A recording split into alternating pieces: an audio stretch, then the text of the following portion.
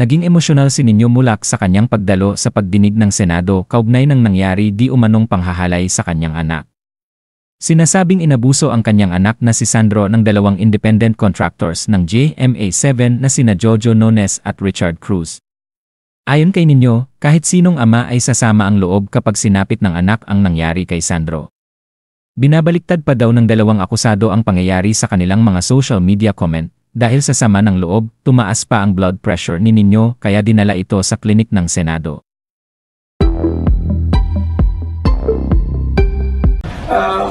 Magandang hapon po sa inyo lahat. Magandang tanghali po pala sa inyo lahat. Ako po si Angelo Jose Rocha Mulak, o mas kilala sa pangalan Nino Mulak. I have been in this industry for 50 years now. Ako po ay 52 years old pero nagsimula po ako nung ako po ay 2 and a half. Kaya halos buong buhay ko po ay inilaan ko na sa industriya nito. At hindi naman po siguro lingid sa kaalaman ng karamihan. Ang pamilya ko po ay talagang dito rin umiikot ang mundo sa industriya nito. No? Ang aking ama ay si Alexander Mulak, na isang producer. At siya rin po ay naging chairman ng Philippine Movie Producers Association na nag-design ng scaling system ng sharing ng sinihan at ng producer. Yun po yung naging kanyang ambag sa industriya nito. No? Ang aking nanay ay isang artista rin at si Amalia Fuentes po ay siguro po ay kinilalang Queen of Philippine Movies. So, si Aga Mulak, si Arlene Mulak, Almira Mulak, si Alonzo Mulak, si Atasha, si Andres. Talagang dito umiikot yung mundo ng mga Mulak.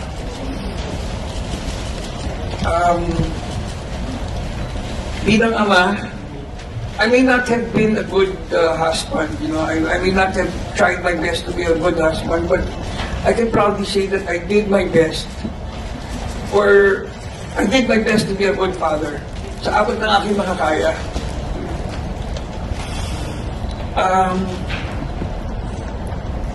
Yung mga anak namin, tinuruan namin maging magalang, maging marespeto.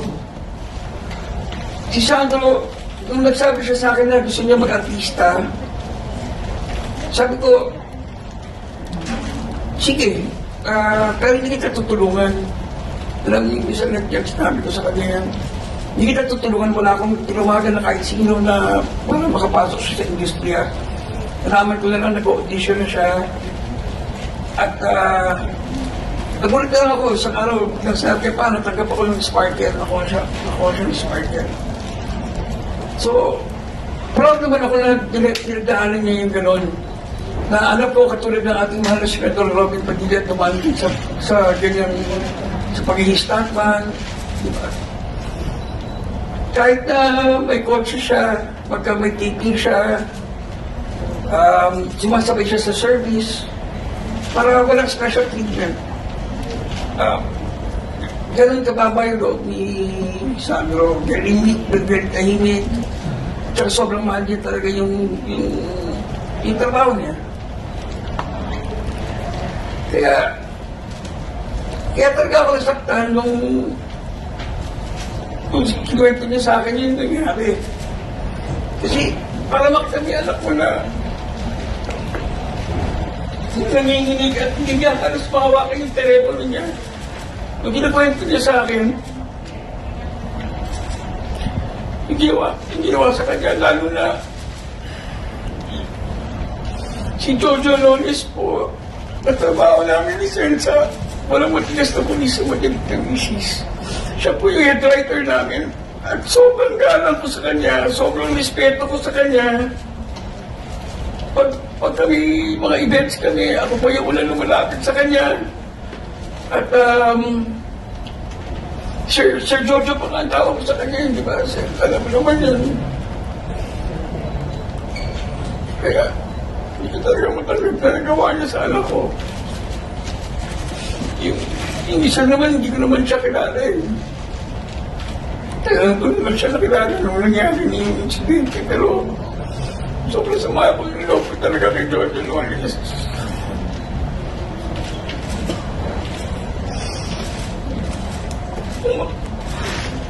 Makita niyo lang po yung anak ko talaga. Kung paano niya kinuwento sa akin. Tapos nalaman ko pala, bago niya kinuwento sa akin, kinuwento niya mula sa kapatid niya, si Alonso Pulak na dating church starting. Sabi kay Alonso na siya, daw siya ng puya niya. Ay bro, sana pag mangyari sa inyo, nangyari sa akin. Sa kanya kasi mo sinabi ni Sandro, yun nangyari. Kasi sa akin,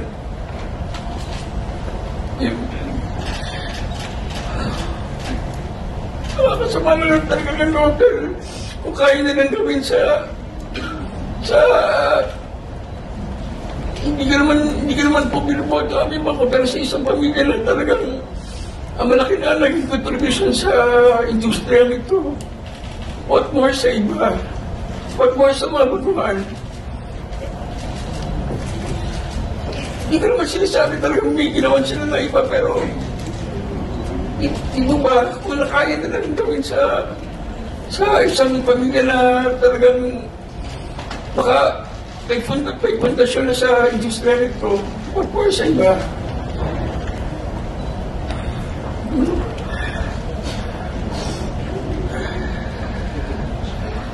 Tapos ngayon, binabaliktad pa nila yung sitwasyon. Hindi ko sinasabing kaya binabaliktad nila Jojo at ni Richard yung nangyari sa mga comments nila, sa mga press release nila. Yun na, nakakasumala na nakasino pa yung may sala. Yun pa yung nagagawang mabaliktad na storya. Kahit sino naman sigurong ama or magulang, ganito rin ang mararamdaman. Ngayon po, right now, he's undergoing counseling. Hindi po wala makita ngayon, pero nandun po si Sandro ngayon sa NDI, sa Behavioral Science. Right now, he's undergoing counseling. Yun na po.